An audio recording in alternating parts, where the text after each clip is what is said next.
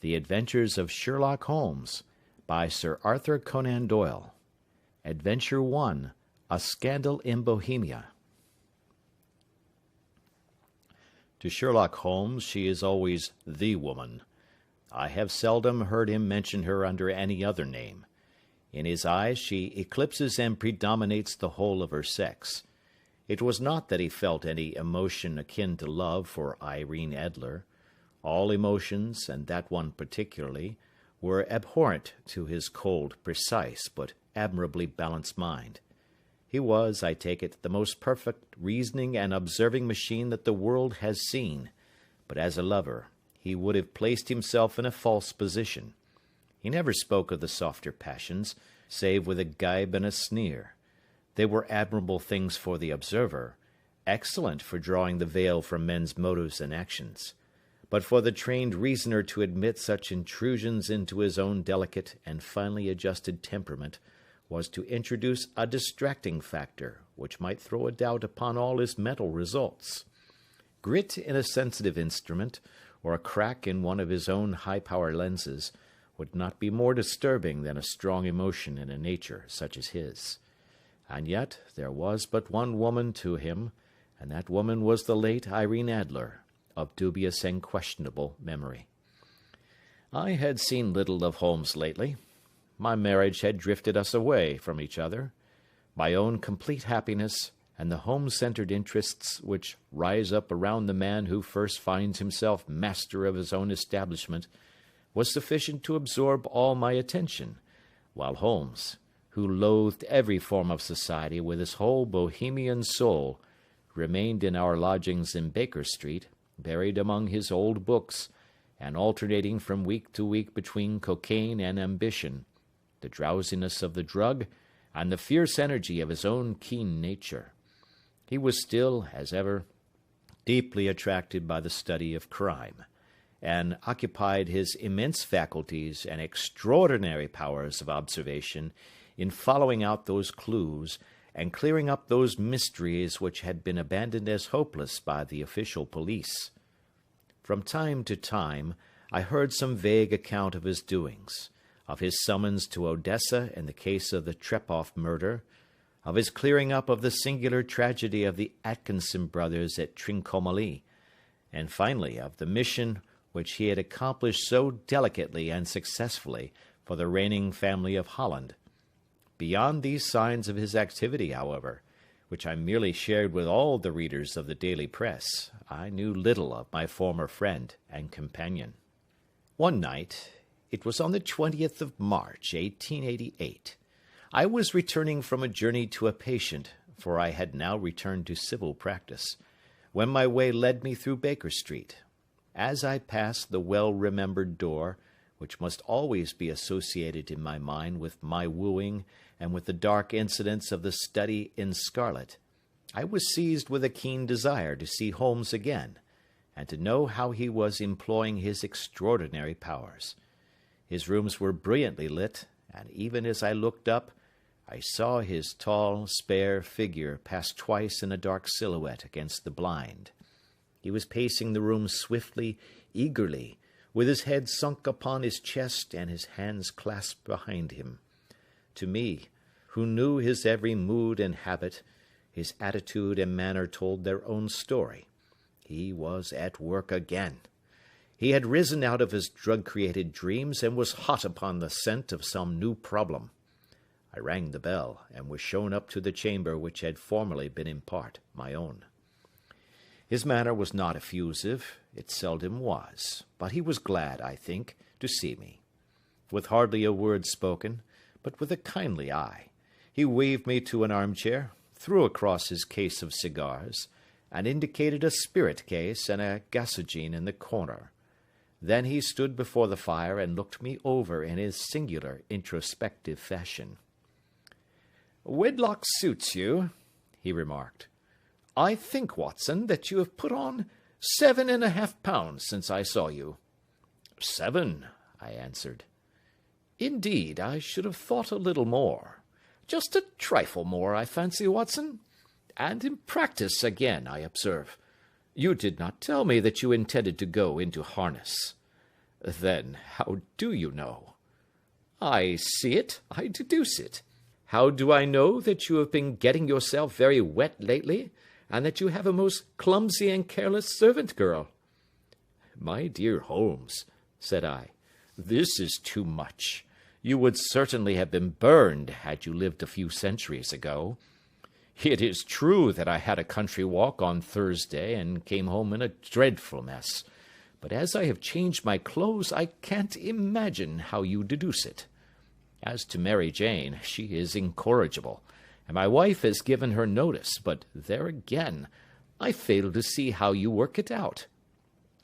He chuckled to himself and rubbed his long, nervous hands together. It is simplicity itself, said he.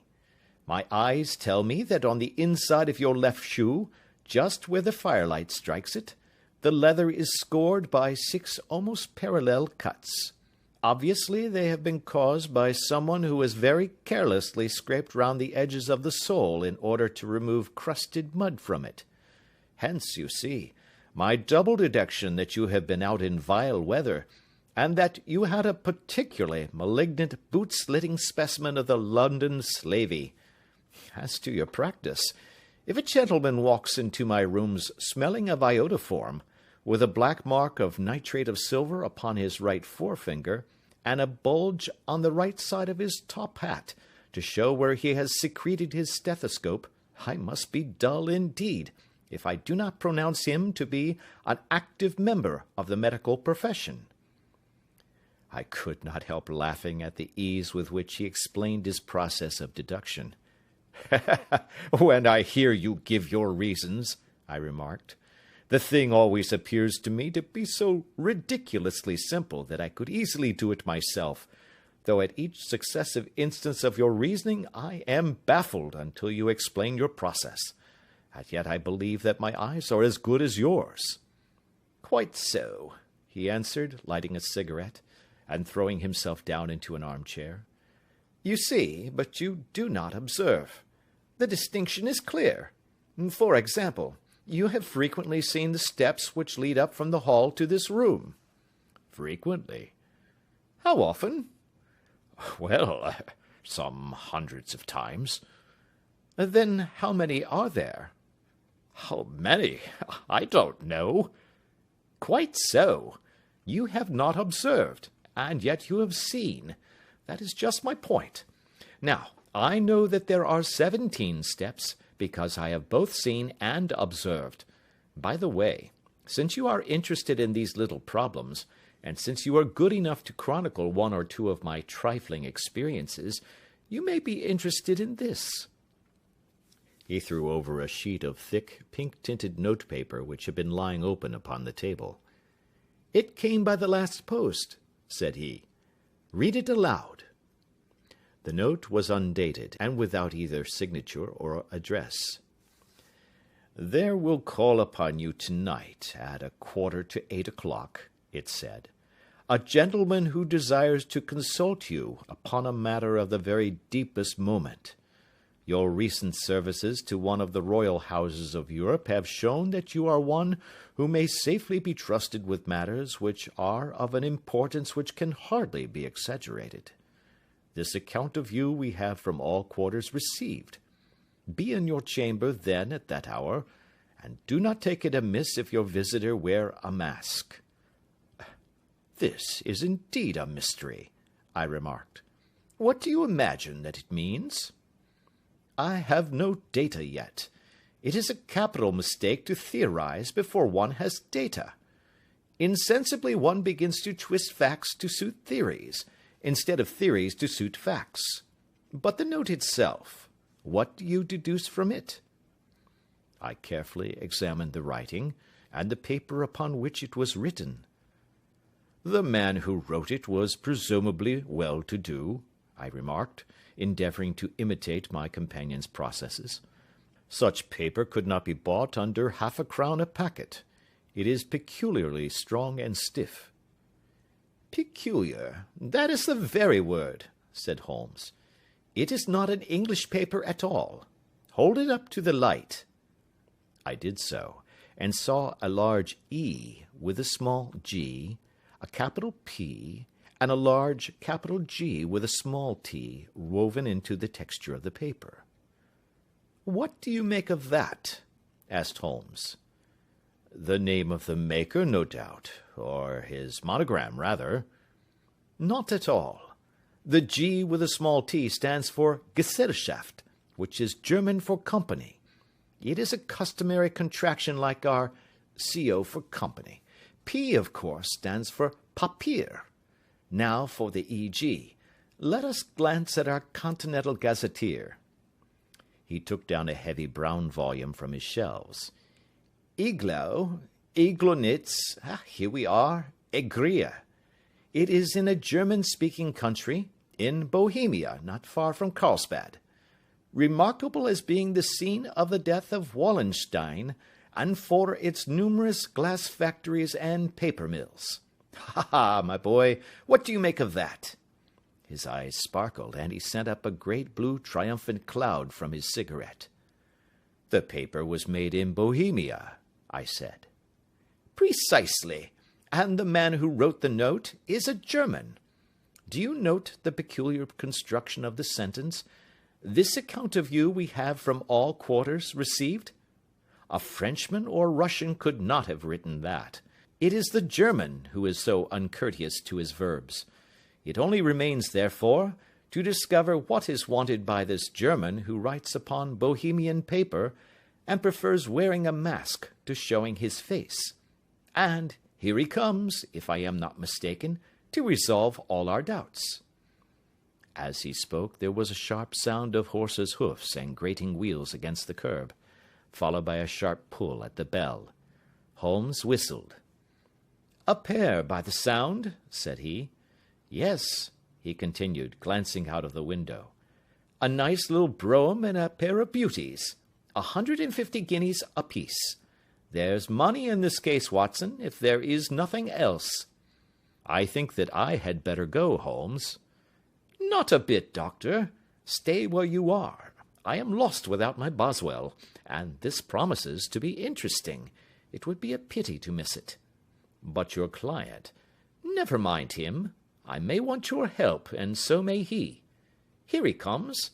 Sit down in that armchair, Doctor, and give us your best attention."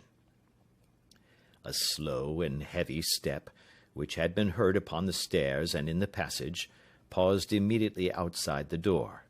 Then there was a loud and authoritative tap. "Come in," said Holmes. A man entered who could hardly have been less than 6 feet 6 inches in height, with the chest and limbs of a Hercules. His dress was rich, with a richness which would, in England, be looked upon as akin to bad taste. Heavy bands of astrakhan were slashed across the sleeves and fronts of his double-breasted coat, while the deep blue cloak which was thrown over his shoulders was lined with flame-coloured silk, and secured at the neck with a brooch, which consisted of a single flaming beryl. Boots, which extended halfway up his calves, and which were trimmed at the tops with rich brown fur, completed the impression of barbaric opulence which was suggested by his whole appearance. He carried a broad-brimmed hat in his hand, while he wore across the upper part of his face, extending down past the cheekbones, a black vizard mask, which he had apparently adjusted that very moment, for his hand was still raised to it as he entered. From the lower part of the face he appeared to be a man of strong character, with a thick, hanging lip, and a long, straight chin suggestive of resolution pushed to the length of obstinacy. "You had my note?" he asked, with a deep, harsh voice and a strongly marked German accent. "I told you that I would call." He looked from one to the other of us, as if uncertain which to address. "Pray take a seat," said Holmes. "This is my friend and colleague, Dr. Watson, who is occasionally good enough to help me in my cases. Whom have I the honour to address?" "You may address me as the Count von Kram, a Bohemian nobleman. I understand that this gentleman, your friend, is a man of honour and discretion, whom I may trust with a matter of the most extreme importance. If not, I should much prefer to communicate with you alone." I rose to go, but Holmes caught me by the wrist and pushed me back into my chair. "It is both or none," said he. "You may say before this gentleman anything which you may say to me." The Count shrugged his broad shoulders. "Then I must begin," said he, "by binding you both to absolute secrecy for 2 years. At the end of that time, the matter will be of no importance. At present it is not too much to say that it is of such weight it may have an influence upon European history." "I promise," said Holmes. "And I." "You will excuse this mask," continued our strange visitor. "The august person who employs me wishes his agent to be unknown to you, and I may confess at once that the title by which I have just called myself is not exactly my own." "I was aware of it," said Holmes dryly. "The circumstances are of great delicacy, and every precaution has to be taken to quench what might grow to be an immense scandal, and seriously compromise one of the reigning families of Europe. To speak plainly, the matter implicates the great house of Ormstein, hereditary kings of Bohemia." "I was also aware of that," murmured Holmes, settling himself down in his armchair and closing his eyes. Our visitor glanced with some apparent surprise at the languid, lounging figure of the man who had been no doubt depicted to him as the most incisive reasoner and most energetic agent in Europe. Holmes slowly reopened his eyes and looked impatiently at his gigantic client. "If your Majesty would condescend to state your case," he remarked, "I should be better able to advise you." The man sprang from his chair and paced up and down the room in uncontrollable agitation. Then, with a gesture of desperation, he tore the mask from his face and hurled it upon the ground. "You are right," he cried. "I am the king. Why should I attempt to conceal it?" "Why, indeed?" murmured Holmes. "Your Majesty had not spoken before I was aware that I was addressing Wilhelm Gottschalk Sigmunds von Ormstein, Grand Duke of Cassel-Felstein, and hereditary King of Bohemia." "But you can understand," said our strange visitor, sitting down once more and passing his hand over his high white forehead, "you can understand that I am not accustomed to doing such business in my own person. Yet the matter was so delicate that I could not confide it to an agent without putting myself in his power. I have come incognito from Prague for the purpose of consulting you." "Then pray consult," said Holmes, shutting his eyes once more. "The facts are briefly these. Some 5 years ago, during a lengthy visit to Warsaw, I made the acquaintance of the well-known adventuress Irene Adler. The name is no doubt familiar to you." "Kindly look her up in my index, Doctor," murmured Holmes without opening his eyes. For many years he had adopted a system of docketing all paragraphs concerning men and things, so that it was difficult to name a subject or a person on which he could not at once furnish information.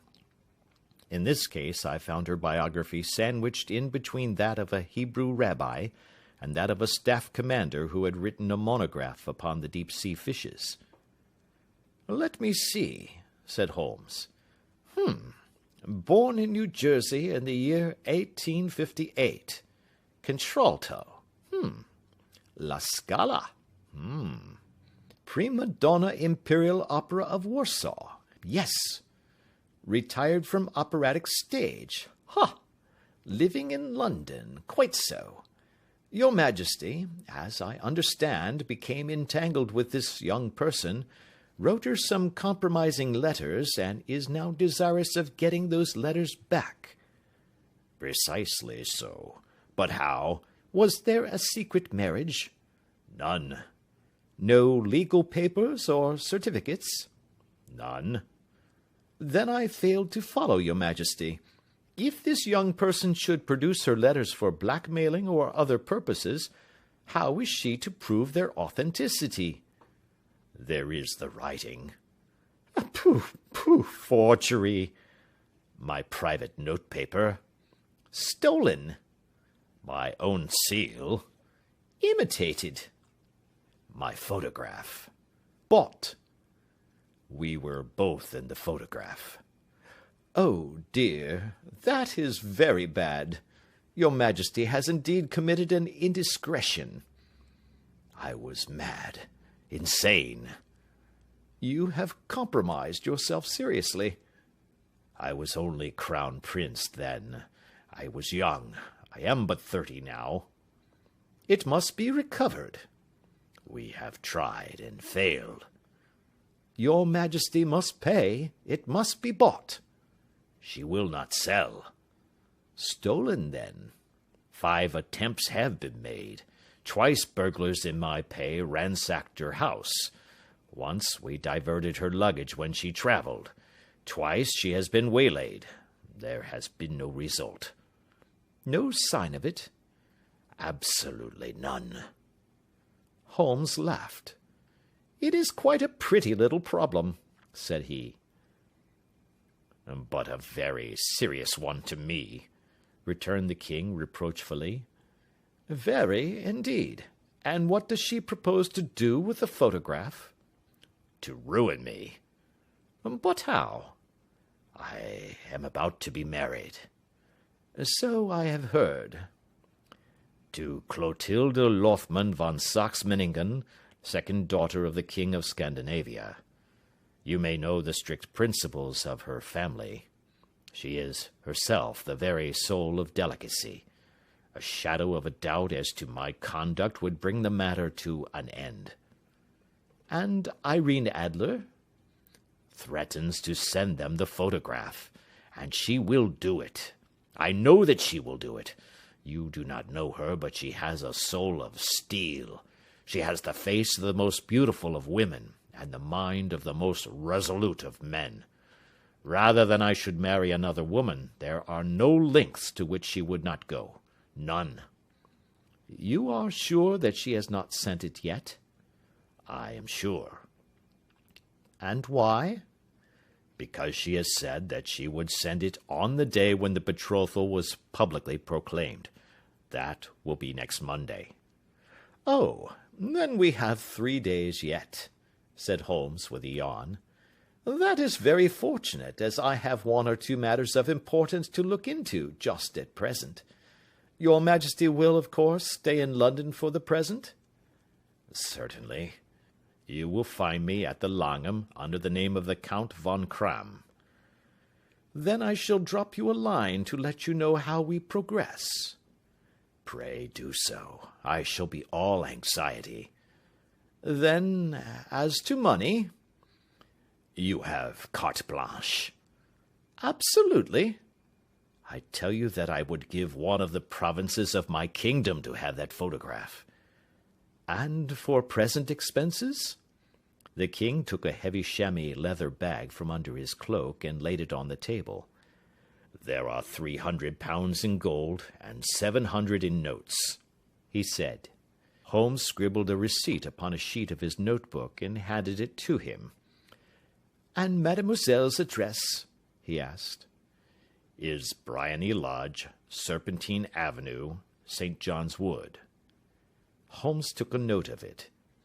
1 other question, said he. Was the photograph a cabinet? It was. Then good night, Your Majesty, and I trust that we shall soon have some good news for you.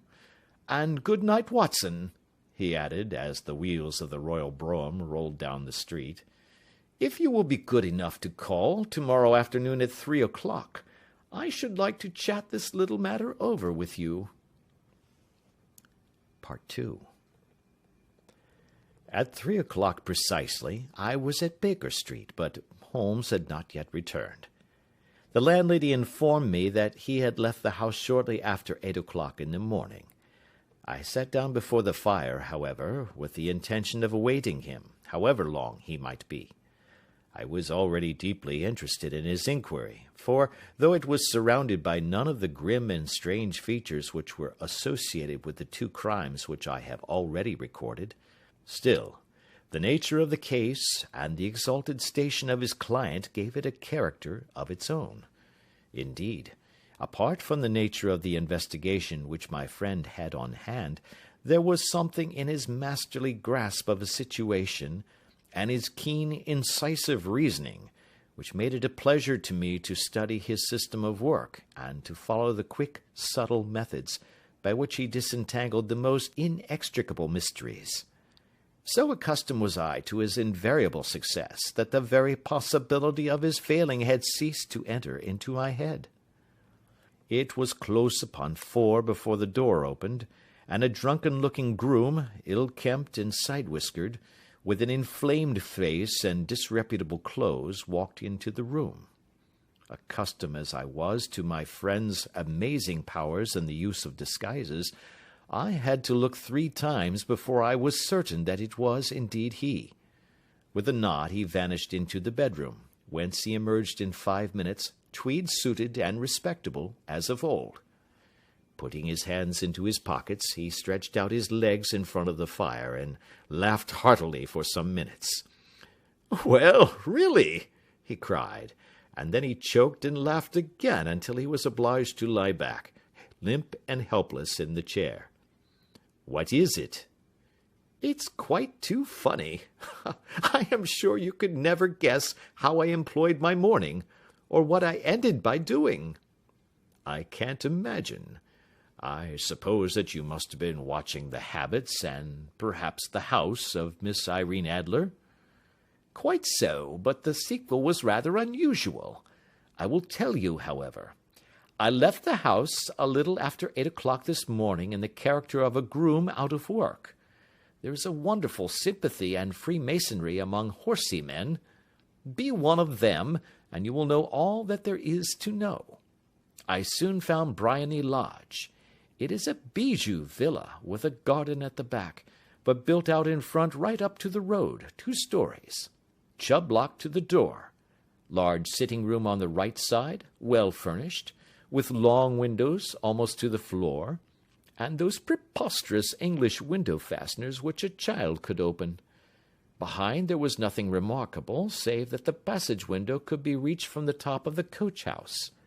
I walked round it, and examined it closely from every point of view, but without noting anything of interest. I then lounged down the street and found, as I expected, that there was a mews in a lane which runs down by one wall of the garden. I lent the ostlers a hand in rubbing down their horses, and received in exchange 2d, a glass of half and half, 2 fills of shag tobacco, and as much information as I could desire about Miss Adler, to say nothing of 6 other people in the neighbourhood, in whom I was not in the least interested, but whose biographies I was compelled to listen to. "And what of Irene Adler?" I asked. "Oh, she has turned all the men's head down in that part. She is the daintiest thing under a bonnet on this planet. So say the Serpentine Mews to a man. She lives quietly, sings at concerts, drives out at 5 every day, and returns at 7 sharp for dinner. Seldom goes out at other times except when she sings. Has only 1 male visitor, but a good deal of him. He is dark, handsome, and dashing, never calls less than once a day, and often twice. He is a Mr. Godfrey Norton, of the Inner Temple. See the advantages of a cabman as a confidant. They had driven him home 12 times from Serpentine Mews, and knew all about him. When I had listened to all they had to tell, I began to walk up and down near Briony Lodge once more, and to think over my plan of campaign. This Godfrey Norton was evidently an important factor in the matter. He was a lawyer. That sounded ominous. What was the relation between them, and what the object of his repeated visits? Was she his client, his friend, or his mistress? If the former, she had probably transferred the photograph to his keeping. If the latter, it was less likely. On the issue of this question depended whether I should continue my work at Briony Lodge, or turn my attention to the gentlemen's chambers in the Temple. It was a delicate point, and it widened the field of my inquiry. I fear that I bore you with these details, but I have to let you see my little difficulties if you are to understand the situation. I am following you closely, I answered. I was still balancing the matter in my mind when a hansom cab drove up to Briony Lodge, and a gentleman sprang out. He was a remarkably handsome man, dark, aquiline, and moustached, evidently the man of whom I had heard. He appeared to be in a great hurry, shouted to the cabman to wait, and brushed past the maid who opened the door with the air of a man who was thoroughly at home. He was in the house about half an hour, and I could catch glimpses of him in the windows of the sitting-room, pacing up and down, talking excitedly, and waving his arms. Of her I could see nothing. Presently he emerged, looking even more flurried than before. As he stepped up to the cab, he pulled a gold watch from his pocket and looked at it earnestly. "Drive like the devil!" he shouted. "First to Gross and Hankey's in Regent Street, and then to the Church of St. Monica in the Edgware Road. Half a guinea if you do it in 20 minutes. Away they went, and I was just wondering whether I should not do well to follow them, when up the lane comes a neat little landau, the coachman with his coat only half buttoned, and his tie under his ear, while all the tags of his harness were sticking out of the buckles. It hadn't pulled up before she shot out of the hall door and into it. I only caught a glimpse of her at the moment, but she was a lovely woman, with a face that a man might die for. "The Church of St. Monica, John," she cried, "and half a sovereign if you reach it in 20 minutes. This was quite too good to lose, Watson. I was just balancing whether I should run for it, or whether I should perch behind her landau, when a cab came through the street. The driver looked twice at such a shabby fare, but I jumped in before he could object. "The Church of St. Monica," said I, "and half a sovereign if you reach it in 20 minutes. It was 25 minutes to 12, and of course it was clear enough what was in the wind. My cabby drove fast. I don't think I ever drove faster, but the others were there before us. The cab and the landau with their steaming horses were in front of the door when I arrived. I paid the man and hurried into the church. There was not a soul there save the two whom I had followed, and a surpliced clergyman, who seemed to be expostulating with them. They were all three standing in a knot in front of the altar. I lounged up the side aisle like any other idler who has dropped into a church.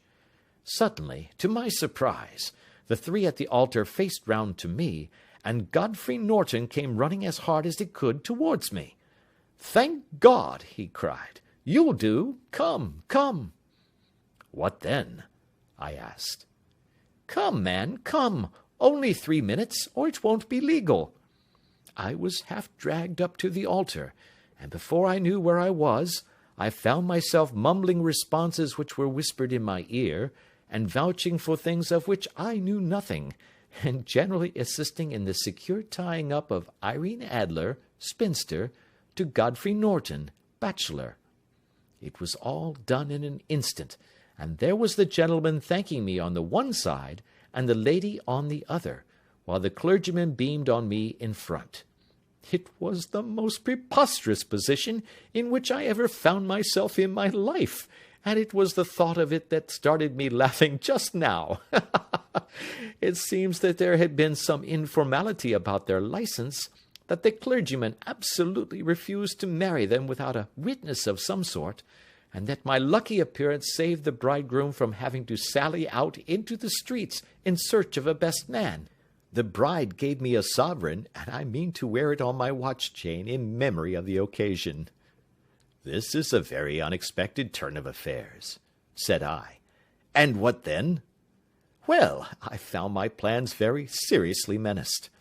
It looked as if the pair might take an immediate departure, and so necessitate very prompt and energetic measures on my part. At the church door, however, they separated, he driving back to the Temple, and she to her own house. "I shall drive out in the park at 5 as usual," she said as she left him. I heard no more. They drove away in different directions, and I went off to make my own arrangements. "Which are?" "Some cold beef and a glass of beer," he answered, ringing the bell. "I have been too busy to think of food, and I am likely to be busier still this evening. By the way, Doctor, I shall want your cooperation." "I shall be delighted." "You don't mind breaking the law?" "Not in the least." "Nor running a chance of arrest?" "Not in a good cause." "Oh, the cause is excellent." "Then I am your man." "I was sure that I might rely on you." "But what is it you wish?" "When Mrs. Turner has brought in the tray, I will make it clear to you. Now," he said, as he turned hungrily on the simple fare that our landlady had provided, "I must not discuss it while I eat, for I have not much time.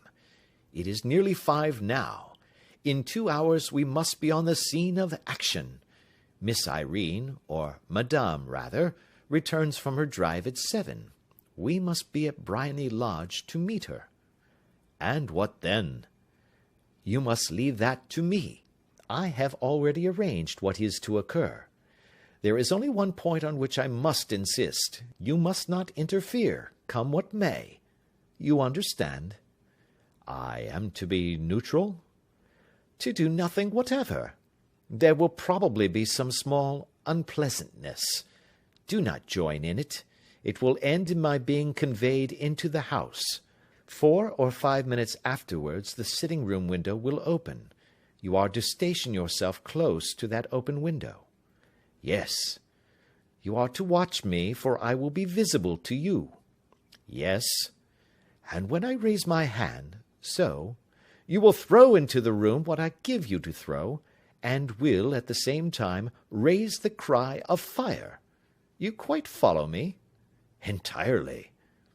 "It is nothing very formidable," he said, taking a long cigar-shaped roll from his pocket.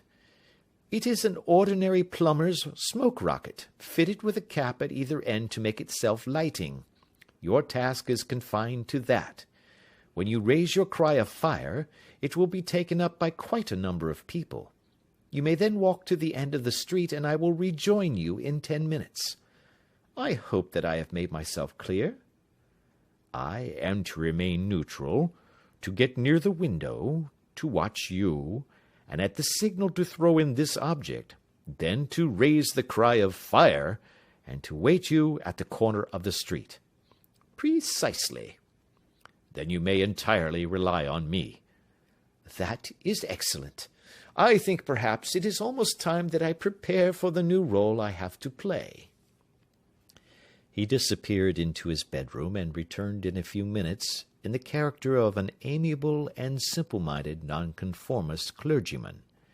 His broad black hat, his baggy trousers, his white tie, his sympathetic smile, and general look of peering and benevolent curiosity were such as Mr. John Hare alone could have equalled. It was not merely that Holmes changed his costume. His expression, his manner, his very soul seemed to vary with every fresh part that he assumed. The stage lost a fine actor, even as science lost an acute reasoner when he became a specialist in crime. It was 6:15 when we left Baker Street, and it still wanted 10 minutes to the hour when we found ourselves in Serpentine Avenue. It was already dusk, and the lamps were just being lighted as we paced up and down in front of Briony Lodge, waiting for the coming of its occupant. The house was just such as I had pictured it from Sherlock Holmes's succinct description, but the locality appeared to be less private than I expected. On the contrary, for a small street in a quiet neighbourhood, it was remarkably animated. There was a group of shabbily dressed men smoking and laughing in a corner, a scissors grinder with his wheel, 2 guardsmen who were flirting with a nurse girl, and several well-dressed young men who were lounging up and down with cigars in their mouths. "You see," remarked Holmes, as we paced to and fro in front of the house, This marriage rather simplifies matters. The photograph becomes a double-edged weapon now. The chances are that she would be as averse to its being seen by Mr. Godfrey Norton as our client is to its coming to the eyes of his princess. Now the question is, where are we to find the photograph? Where indeed? It is most unlikely that she carries it about with her. It is cabinet size, too large for easy concealment about a woman's dress. She knows that the king is capable of having her waylaid and searched. 2 attempts of the sort have already been made. We may take it, then, that she does not carry it about with her. Where, then? Her banker or her lawyer? There is that double possibility. But I am inclined to think neither. Women are naturally secretive, and they like to do their own secreting. Why should she hand it over to anyone else? She could trust her own guardianship, but she could not tell what indirect or political influence might be brought to bear upon a businessman. Besides, remember that she had resolved to use it within a few days. It must be where she can lay her hands upon it. It must be in her own house. But it has twice been burgled. Pshaw! They did not know how to look. But how will you look? I will not look. What then? I will get her to show me. But she will refuse. She will not be able to. But I hear the rumble of wheels. It is her carriage. Now, carry out my orders to the letter. As he spoke, the gleam of the sidelights of a carriage came round the curve of the avenue. It was a smart little landau which rattled up to the door of Briony Lodge. As it pulled up, one of the loafing men at the corner dashed forward to open the door in the hope of earning a copper, but was elbowed away by another loafer, who had rushed up with the same intention. A fierce quarrel broke out, which was increased by the 2 guardsmen, who took sides with one of the loungers, and by the scissors grinder, who was equally hot upon the other side. A blow was struck, and in an instant the lady, who had stepped from her carriage, was the centre of a little knot of flushed and struggling men, who struck savagely at each other with their fists and sticks. Holmes dashed into the crowd to protect the lady, but, just as he reached her, he gave a cry and dropped to the ground, with the blood running freely down his face. At his fall the guardsmen took to their heels in one direction, and the loungers in the other, while a number of better-dressed people, who had watched the scuffle without taking part in it, crowded in to help the lady and to attend to the injured man. Irene Adler, as I will still call her, had hurried up the steps, but she stood at the top with her superb figure outlined against the lights of the hall, looking back into the street. "Is the poor gentleman much hurt?" she asked. "He is dead," cried several voices. "No, no, there's life in him," shouted another, "but he'll be gone before you can get him to hospital." "He's a brave fellow," said a woman. "They would have had the lady's purse and watch if it hadn't been for him. They were a gang, and a rough one, too. Ah, he's breathing now." "He can't lie in the street. May we bring him in, marm?" "Surely. Bring him into the sitting-room. There is a comfortable sofa. This way, please." Slowly and solemnly he was borne into Briony Lodge and laid out in the principal room, while I still observed the proceedings from my post by the window. The lamps had been lit, but the blinds had not been drawn, so that I could see Holmes as he lay upon the couch. I do not know whether he was seized with compunction at that moment for the part he was playing, but I know that I never felt more heartily ashamed of myself in my life than when I saw the beautiful creature against whom I was conspiring, or the grace and kindliness with which she waited upon the injured man. And yet it would be the blackest treachery to Holmes to draw back now from the part which he had entrusted to me. I hardened my heart, and took the smoke rocket from under my ulster. After all, I thought, we are not injuring her. we are but preventing her from injuring another." Holmes had sat up upon the couch, and I saw him motion like a man who is in need of air. A maid rushed across and threw open the window. At the same instant I saw him raise his hand, and at the signal I tossed my rocket into the room with a cry of "Fire!" The word was no sooner out of my mouth than the whole crowd of spectators, well dressed and ill, gentlemen, ostlers, and servant-maids, joined in a general shriek of "Fire!" Thick clouds of smoke curled through the room and out at the open window. I caught a glimpse of rushing figures, and a moment later the voice of Holmes from within, assuring them that it was a false alarm. Slipping through the shouting crowd, I made my way to the corner of the street, and in 10 minutes was rejoiced to find my friend's arm in mine, and to get away from the scene of uproar. He walked swiftly and in silence for some minutes until we had turned down one of the quiet streets which lead towards the Edgware Road. "You did it very nicely, Doctor," he remarked. "Nothing could have been better. It is all right." "You have the photograph?" "I know where it is." "And how did you find out?" "She showed me, as I told you she would." "I am still in the dark." "I do not wish to make a mystery," said he, laughing. "The matter was perfectly simple. You, of course, saw that everyone in the street was an accomplice. They were all engaged for the evening." "I guessed as much."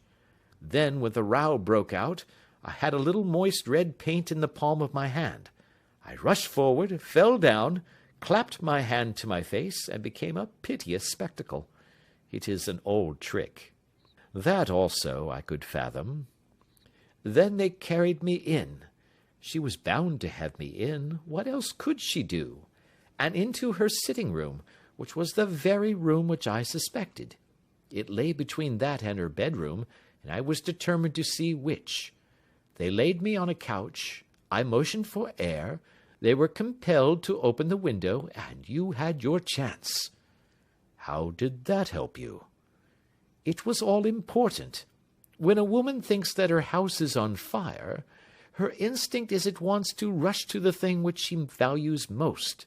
It is a perfectly overpowering impulse, and I have more than once taken advantage of it.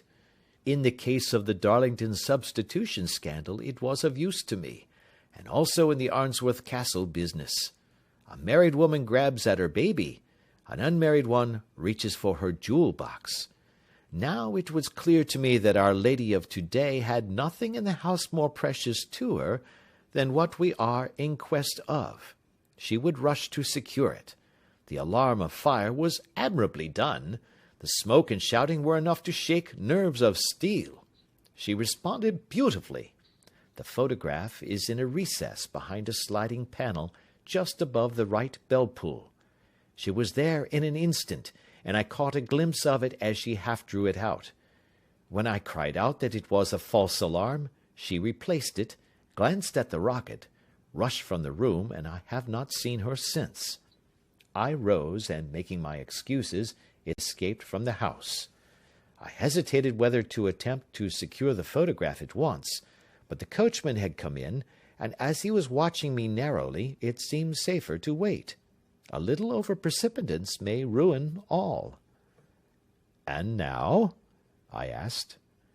"Our quest is practically finished. I shall call with the king tomorrow, and with you, if you care to come with us. We will be shown into the sitting-room to wait for the lady, but it is probable that when she comes, she may find neither of us nor the photograph. It might be a satisfaction to his Majesty to regain it with his own hands." "And when will you call?" "At 8 in the morning. She will not be up, so that we shall have a clear field. Besides, we must be prompt, for this marriage may mean a complete change in her life and habits. I must wire to the king without delay." We had reached Baker Street, and had stopped at the door. He was searching his pockets for the key, when someone passing said, "Good night, Mr. Sherlock Holmes." There were several people on the pavement at the time, but the greeting appeared to come from a slim youth in an ulster who had hurried by. "I've heard that voice before," said Holmes, staring down the dimly lit street. "Now, I wonder who the deuce that could have been." Part 3. I slept at Baker Street that night, and we were engaged upon our toast and coffee in the morning, when the King of Bohemia rushed into the room. "You have really got it?" he cried, grasping Sherlock Holmes by either shoulder, and looking eagerly into his face. "Not yet." "But you have hopes?" "I have hopes." "Then come, I am all impatience to be gone." "We must have a cab." "No, my brougham is waiting." "Then that will simplify matters." We descended and started off once more for Briony Lodge. "Irene Adler is married," remarked Holmes. "Married? When?" "Yesterday." "But to whom?" "To an English lawyer named Norton." "But she could not love him." "I am in hopes that she does." "And why in hopes?" "Because it would spare your Majesty all fear of future annoyance. If the lady loves her husband, she does not love your Majesty. If she does not love your Majesty, there is no reason why she should interfere with your Majesty's plan." "It is true, and yet, well, I wish she had been of my own station. What a queen she would have made!" He relapsed into a moody silence, which was not broken until we drew up in Serpentine Avenue. The door of Briony Lodge was open, and an elderly woman stood upon the steps. She watched us with a sardonic eye as we stepped from the brougham. "Mr. Sherlock Holmes, I believe?" said she. "I am Mr. Holmes," answered my companion, looking at her with a questioning and rather startled gaze. "Indeed. My mistress told me that you were likely to call. She left this morning with her husband by the 5:15 train from Charing Cross for the Continent." "What?" Sherlock Holmes staggered back, white with chagrin and surprise. "Do you mean that she has left England?" "Never to return." "And the papers?" asked the king hoarsely. "All is lost." "We shall see." He pushed past the servant and rushed into the drawing-room, followed by the king and myself. The furniture was scattered about in every direction, with dismantled shelves and open drawers, as if the lady had hurriedly ransacked them before her flight. Holmes rushed at the bell-pull, tore back a small sliding shutter, and, plunging in his hand, pulled out a photograph and a letter. The photograph was of Irene Adler herself in evening dress. The letter was superscribed to Sherlock Holmes, Esquire, to be left till called for. My friend tore it open, and we all three read it together. It was dated at midnight of the preceding night, and ran in this way. "My dear Mr. Sherlock Holmes, you really did it very well. You took me in completely. Until after the alarm of fire I had not a suspicion. But then, when I found how I had betrayed myself, I began to think. I had been warned against you months ago. I had been told that, if the king employed an agent, it would certainly be you. And your address had been given me. Yet, with all this, you made me reveal what you wanted to know.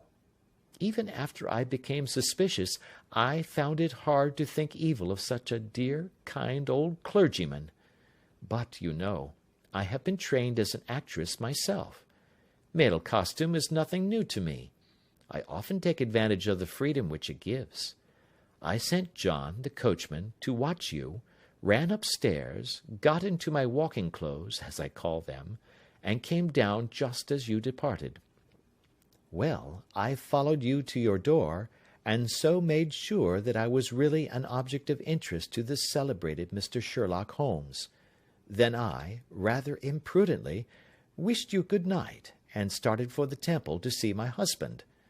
We both thought the best resource was flight, when pursued by so formidable an antagonist. So you will find the nest empty when you call tomorrow. As to the photograph, your client may rest in peace. I love and am loved by a better man than he. The king may do what he will without hindrance from one whom he has cruelly wronged. I keep it only to safeguard myself, and to preserve a weapon which will always secure me from any steps which he might take in the future. I leave a photograph which he might care to possess, and I remain, dear Mr. Sherlock Holmes, very truly yours, Irene Norton, née Adler. What a woman! Oh, what a woman! Cried the King of Bohemia, when we had all three read this epistle. Did I not tell you how quick and resolute she was? Would she not have made an admirable queen? Is it not a pity that she was not on my level? From what I have seen of the lady, she seems indeed to be on a very different level to your Majesty, said Holmes coldly. I am sorry that I have not been able to bring your Majesty's business to a more successful conclusion. On the contrary, my dear sir, cried the king, nothing could be more successful. I know that her word is inviolate. The photograph is now as safe as if it were in the fire. I am glad to hear your Majesty say so. I am immensely indebted to you. Pray tell me in what way I can reward you. This ring—" He slipped an emerald snake ring from his finger and held it out upon the palm of his hand. "Your Majesty has something which I should value even more highly," said Holmes. "You have but to name it." "This photograph." The king stared in amazement. "Irene's photograph!" he cried. "Certainly, if you wish it." "I thank your Majesty. Then there is no more to be done in the matter. I have the honour to wish you a very good morning." He bowed, and turning away without observing the hand which the king had stretched out to him, he set off in my company for his chambers. And that was how a great scandal threatened to affect the kingdom of Bohemia, and how the best plans of Mr. Sherlock Holmes were beaten by a woman's wit. He used to make merry over the cleverness of woman, but I have not heard him do it of late. And when he speaks of Irene Adler, or when he refers to her photograph, it is always under the honourable title of the woman. End of chapter 1.